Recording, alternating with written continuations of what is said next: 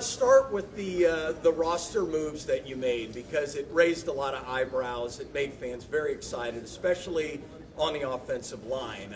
Talk about the attitude going into the offseason, coming off a Super Bowl, and the moves that you made in the roster. Well, that's a lot to talk about, pretty much everything. You get me a chance to write the story here. But we had an exciting year, and we've had this great playoff run. The city was very excited.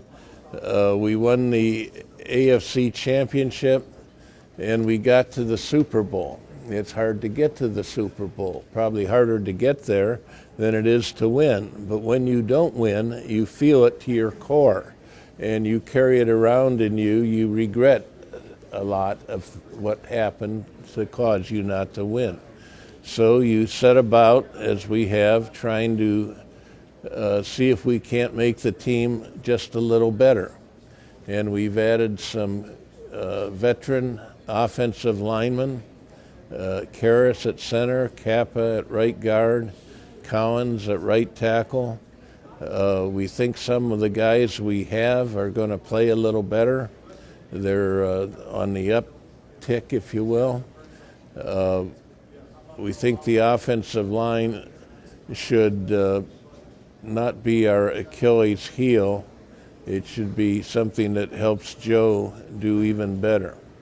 That's the plan we have, as all teams have had. Under this system, you get some new guys and you lose some guys. One that people talk about is our safety, Bates. Well, I expect him to be back here before too long, and we want him for this season. He's an important cog to our setup here. We want him back and playing.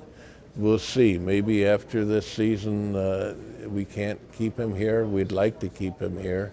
He's a good guy, good player, respected by everyone here, and we'll have to see how it plays out.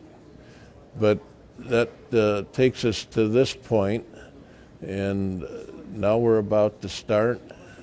We know what the challenge is. The standard doesn't change. It's the same every year. Win the Super Bowl. And it's only when you win the Super Bowl that you get the recognition, the respect that a champion gets. We're going to try to do it one more time. Well, how gratifying was it then when a lot of people were calling for a year ago or a year ago plus for Zach Taylor's head, and he needs to go and a coaching change needs to be.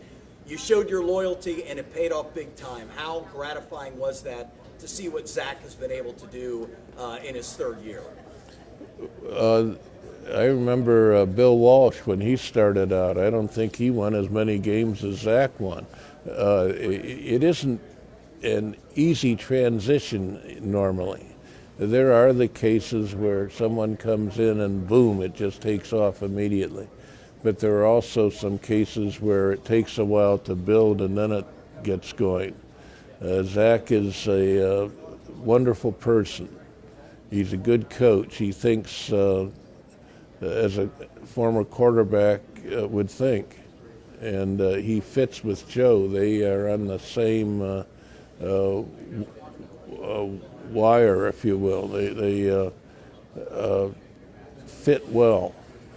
And I think people see that now, and I appreciate how it's working. Zach should get the credit for getting us up to this point, and now we have to keep it that way. Keeping it that way would start with the quarterback, Joe Burrow. When you see the contracts of Deshaun Watson and just a few days ago, Kyler Murray, how much is that on your radar to think about signing Joe? Well, as you can guess, it has occurred to us that this is coming, and that's part of the reason why we're doing the things that you see us doing. We're trying to prepare to find a way to keep Joe here and keep Chase here and keep Higgins here and keep Boyd here, for example. It's going to be a real challenge for us. And I sort of like how Mahomes said he doesn't care about what those guys are getting. He's set for life with what he's got. And why isn't that a good way to look at it, I'm thinking. Mike, you've been around this franchise since the very beginning, and obviously you saw the impact that your father had on this franchise and on football as a whole. When you look at where the Bengals are at right now, what do you think your father would have thought about where the franchise is at right now? My father was first and foremost a coach, and he thought like a coach. And he would have seen every storm cloud coming across from the distance, and he would be talking about those internally. He wouldn't be able to go out to the public like owners are supposed to do and say, hubba hubba, you got to see what I'm selling now. He would be saying as a coach, oh, yes, we did well, pretty well, maybe not perfect, but okay. But, gee, I don't know, it's going to be so hard with all these good teams coming down the line. I hope we can do okay. We'll see. And that's just the way it is. It's attitude. Coaches naturally think one way. They don't want to have the public think that this is going to be rosy, because it's hard to make it rosy. And they don't want to undershoot expectations, if you will. I know their expectations, and I know I'm a coach's son, and I know how that works. I'm an owner, so I'm supposed to be, oh, how exciting, and you guys never saw such wonders. But it's an NFL season coming on us. It just is going to be a challenge, and that's why people like it. Heck, only one team gets up to the top out of 32. Try that sometime. That's a pretty difficult race to win. Mike, the stadium naming rights, that issue's popped up. It's certainly a revenue stream that the team has to take advantage of. But is there any way in the world, I would think not, that the name Paul Brown would not be on this stadium? Well, I'm not going to get into a discussion of how that's going to work, when it's going to work, any of that. When we have something to say, we'll say it. Am I proud of my father? Of course I am. I think whether his name is on the building or not, he would think we should do what's best for the football team. If we need more revenue stream, maybe we should do that, and he would understand. I would tell you the thought, I'm struggling here. The thought I have had all these years with his name on the building is an odd one. Oh my God, I would think to myself, he wouldn't want that. That would be ballyhooing himself, and his record stands on its own. It's a damn good record, and he brought the team here. He was a great coach. He did many things that would deserve recognition, but I don't think people are going to forget. I know that they shouldn't, and if his name's not on the stadium, I think they'll still remember him the way he would like to be remembered. Mike, we're heading into the second year now of the Ring of Honor. Why is it so important that this franchise honors its past, and what are those phone calls like for you when you talk to those guys who are about to be inducted and you let them know that this is your time to be inducted? It surprises me how well received the Ring of Honor is. Our fans wanted it.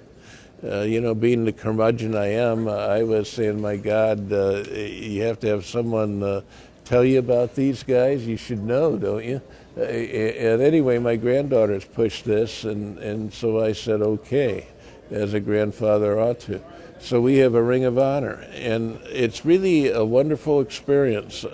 You talk to these guys, and they're so elated about it when they hear. They really are thrilled, and it's a nice moment for me when I call them on the phone and tell them. And then we have them come to town and we go through an induction on the field or make the announcement out there. And it all comes together in a way that's fun for them, fun for our fans, and it's fun for me. Ken Riley and Ken Anderson are semifinalists now for the Hall of Fame, the Pro Football Hall of Fame. And I think this Ring of Honor thing has kind of maybe gotten some attention for players like that. What do you feel their chances are? And certainly I think you probably feel it's long overdue that some of those former Bengals get in the Hall, correct? Yeah, I have regrets that our guys aren't up there. Anthony is, deservedly, Anthony Munoz, and both Kennys deserve it. Kenny Anderson was a great quarterback. He is a wonderful person, and he is very accurate, smart,